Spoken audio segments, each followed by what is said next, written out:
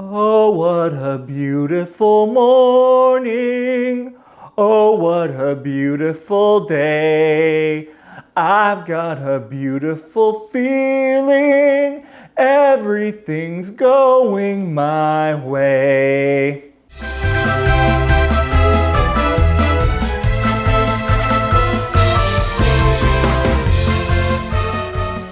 What's up, thespians and Broadway fans? Welcome back to my channel, Broadway Blind Guy, with me, Lee, your quintessential legally blind theater nerd. I'm so glad you guys stopped by today because today I am starting a series of movie musical reviews. So I watched a lot of movie musicals as a kid, and I haven't watched many of them since. So I thought it would be fun to take a trip down memory lane to see how they held up today. And I'm going to share my thoughts right here, right now. So, first movie I'm going to be reviewing is the Rodgers and Hammerstein classic, Oklahoma.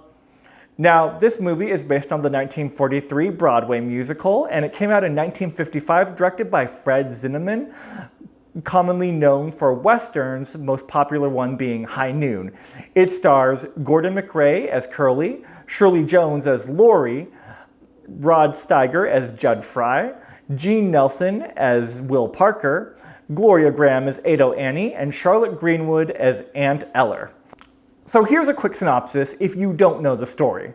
Basically, you have Cowboy Curly and antagonist, farmhand Judd Fry, who are both vying for the affection of farm girl Laurie. So we got a little love triangle going on. In the meantime, we also have a side storyline with Ado Annie, a free-spirited girl who's kind of bouncing around between two different guys, her longtime love interest, Will Parker, and peddler that comes into town, Ali Hakim, and comedy ensues. This is definitely a romantic comedy, and I also consider it a joyous celebration of the all-American musical, because it really just feels all-American. Let's start with the cinematography. The cinematography is absolutely gorgeous, and it really brings out the landscape in such vivid colors. You really get a sense of the green meadows, the ears of corn, and the blue sky, as well as some of, the farmhouses and other buildings. I think that the cinematography, along with the color palette used, really gives you a very clear and immersive idea of what this world is. Very effective, and it has a very kind of Western feel to it as well. I also think that the editing is pretty tight and keeps the pace moving along very well. And I think that the production design as a whole really deserves kudos, from the set design to the costumes. All of it just really adds to the authenticity of what this world is. And sure, it's a little over the top, but hey, it's a movie musical from the 1950s. So let's just roll with it. It's a lot of fun. Now, in terms of performances, I think that Gordon MacRae and Shirley Jones as Curly and Laurie are absolutely wonderful. I think that they really light up the screen together with their chemistry, their triple threats. They can act, they can sing, they can dance, and you really want to root for them. I think that their performances are absolutely phenomenal, and I give them high marks. Now, my favorite performance in Oklahoma is Charlotte Greenwood as Aunt Eller. I've always been a fan of this character and how biting and sassy she is, but also how warm and loving she is. And Greenwood brings all of those attributes to the character and really puts her own spin on it. And she just energizes every scene that she's in, and was such a joy to watch. And then we have Will Parker, played by Gene Nelson, and Ado Annie, played by Gloria Grahame. I think that they definitely have some very fun comedic bits, but I needed just a little bit more from them.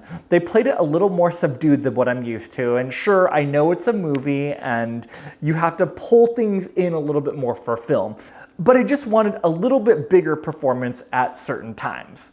Once again, they weren't bad. And last person I'll mention is Rod Steiger as Judd Fry. I felt like he had a very natural presence, and he plays it not quite as dark as I've seen him before, but I thought he worked really well as the antagonist and still posed a threat.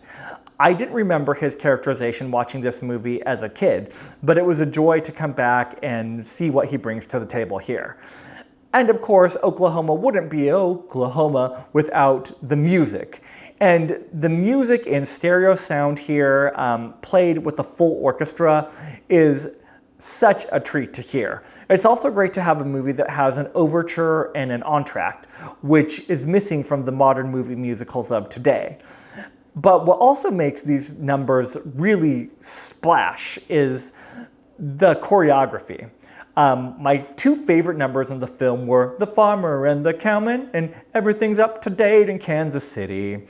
And a lot of that was just because the dancing in these numbers is just so spectacular and really shows off the talent of the cast and the ensemble that was a part of them.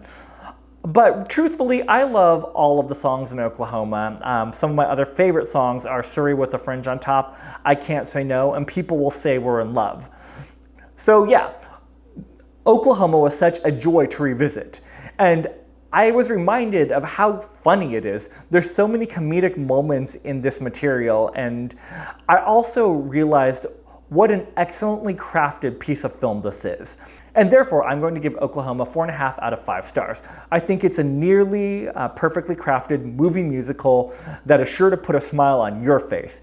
If you haven't watched it, be sure to check it out. And if you have watched it, why not take a chance to revisit it again? So thank you guys so much for watching. If you guys want to see more of these movie musical reviews, please be sure to like, subscribe, and share, and ring that bell for notifications. Also take a moment to comment below letting me know what your favorite song is in Oklahoma. Keep singing, keep dancing, and keep loving Broadway.